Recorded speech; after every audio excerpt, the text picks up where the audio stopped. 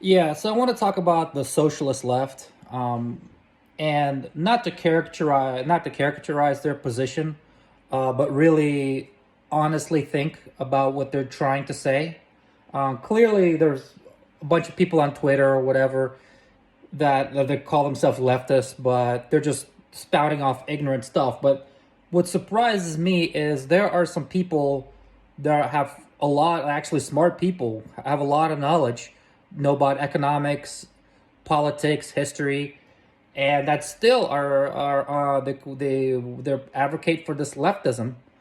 And I really want to take on their ideas as far as understand how can such a smart person still advocate for this. Now, the way I understand it is this: that the socialism basically they are trying to protect people from markets.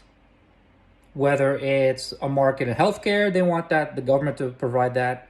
Whether it's a market as far as employment, they want you to have a universal basic income, or maybe you work at some kind of a co-op where it's you have more like a voting right or like a unionized type of shop, so you're protected there. If they're involved in you buying a house or renting something, that's also part of a market. So they want to have either that being nationalized or heavily regulated, or if you can't afford it, you get like a free place. I'm sure with food, basic, I guess that would still food, any kind of basic needs that still fall under universal basic income. So anything that has to do with a market, they want you to be protected, and they want the government to provide a free option before you actually, maybe later on, if you want something extra, you can engage in the in the market. But basically, all your basics are covered. And what's really interesting to me, that's basically, if you were to ask them how much would that cost if they were to be a dictator or a king or whatever, if you were to add up all their wish lists, how much of the government, how much of like the actual national economy would be encompassed by all these programs?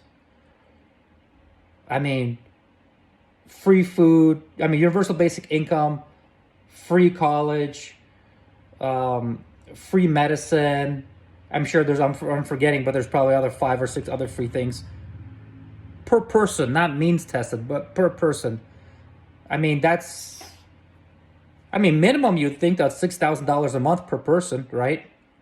Um, which is basically they're advocating for everybody to be like a trust fund kid. I'm not saying that's in a bad way. I mean, maybe that would be cool if everybody had rich parents and you could do what you could pursue whatever you want. Maybe you can pursue art, poetry, maybe you want to be an engineer, whatever. But your basics, there's a safety net. You're not going to go hungry. Your rent is going to get paid. You want to go to college, get some kind of education or whatever. That's all covered. And what I don't understand is how economically, how can you do this? How is it possible? Because if you add up all that stuff, I mean, the America and some other the first world countries are pretty rich, but they're not that rich. I mean, or $6,000 to $8,000 per person for around 330 million people. I mean, what type of taxes are we looking at?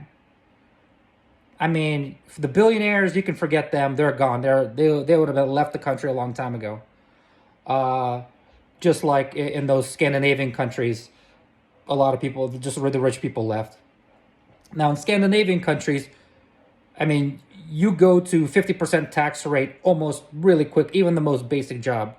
Here in America, you have a little bit, you have a little bit of leeway before you start, even like half of Americans don't even pay uh, payroll taxes, but still, I think it's economically impossible. either you're being in the 90 to 85% tax range, or that's probably like 150% of people's incomes. Because you have to imagine that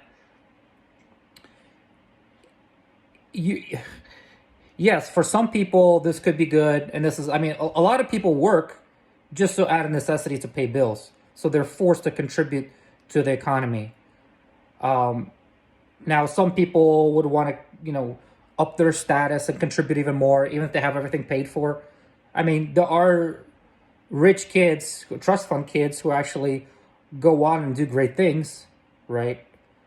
But most of them, their productivity would actually drop if you start giving people all this safety net and all this money.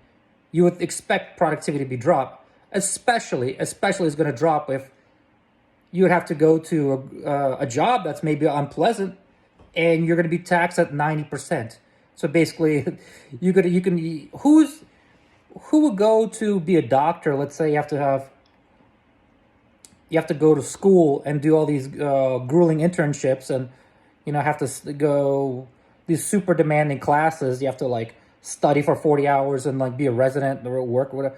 I mean, for what? For $100,000 or $150,000 salary, but you're going to get taxed at 80 or 90%?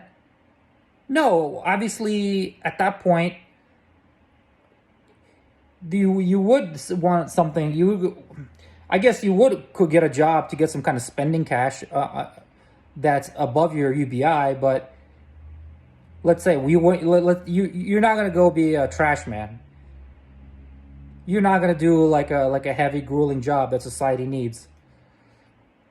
So to me, I'm trying to take their argument seriously, but I never see what would be like an actual breakdown if you actually took all of their wish list of all their programs, and how much is all that going to cost? And a realistic budget, not the stuff like, oh, we're going to spend $1 billion to end homelessness, or we're going to whatever. Like, no, no, no, no, no. How much is it really going to cost? Add that up, and you would see that America's economy is 15 trillion annually. How many trillions of dollars is the American government? I mean, right now, American government takes in 4 trillion, and it borrows some extra, maybe borrows another 2 or 3 yearly. So to me, it's completely untenable. Not only that, America has the $30 trillion in debt, but it has already they promised $100 trillion of unfunded liabilities that are supposed to be like in Medicare and Social Security. I mean, America can't already pay that. I mean, they can just mathematically, okay, you can take everything away from Jeff Bezos. You could take all the money for the trillionaires. What is that going to support the government for like a week? So, to me, that's intellectually dishonest. I know they have a wish list. They think people are being exploited. And then another thing too, it's like the whole exploitation is just plain wrong. Yes, some jobs are exploitative. People get exploited all the time. But in essence, what is the market? The market is you trying to provide value for somebody, and in exchange, somebody's going to give you some value, right? You go to Starbucks, you buy a cup of coffee, you want the cup of coffee or the sugary frappuccino latte more than you want your $5, right? That's a mutual exchange. The more you're trying to shield people from the market, the more you understand that. The more you shield people from the market, then the more people are not going to cooperate together and exchange things that are mutually beneficial. Now, here's another anvil. Possibly in the future, maybe in 100, 200 years, if we have extreme growth, maybe our economy is so productive we could afford a couple $1,000 universal basic income, give away free healthcare. I could potentially see that, but it's not going to be enough because as the society gets richer, their demands increase. So that's one issue right there. And another issue is this. I can see you have a high demand for social welfare and these welfare programs, but then in exchange, you got to let the market run hot. You got to have an all like a really, really, really free market to have produce this type of capital, to produce this type of excess capital that can be taxed. But here's another thing. They want the workplaces to be run by like Mondragon, or they keep making this example, the Spanish worker co-ops.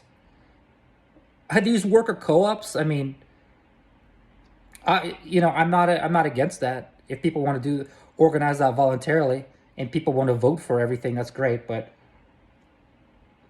could you just imagine what a pipe dream it is? Let's say you can't have a regular capitalist company where a pool of rich investors invest and hire employees and just keep all the profits minus the salaries and then use the profits to, give dividends or whatever. Yeah, you know what I mean? The system that's super effective on creating wealth that can be taxed later. Can you imagine all of the jobs? I mean, there is one other option. There is, quote unquote, the government producing everything, but I wouldn't even consider that as a possibility. I mean, I don't think any real socialist or whatever would consider, oh yeah, we want to have the government create food and cars and whatever, because you're running into a social calculation problem. And people who advocate that stuff, you can't even take those people seriously unless they found a new genius method to get around that. No. So they are forced to accept that, okay, all right, well, we need some kind of individual planning. We need some groups of people making some decisions and possibly most likely making the wrong decisions and going out of business. I mean, creative destruction, that's part of the process. So they would, reluctantly admit to like, oh, okay, all right, we need some of that. But are these worker co-ops where people decide the hours they want to work? People going to vote, what type, or elect the board, or what type of products they're going to use. Like super heavily unionized workplaces, right? These are the companies that are going to produce so much excess capital and so much profit that they can be taxed and to provide about $6,000 worth of welfare to every person in America. I mean, that's a joke, right? Is that serious?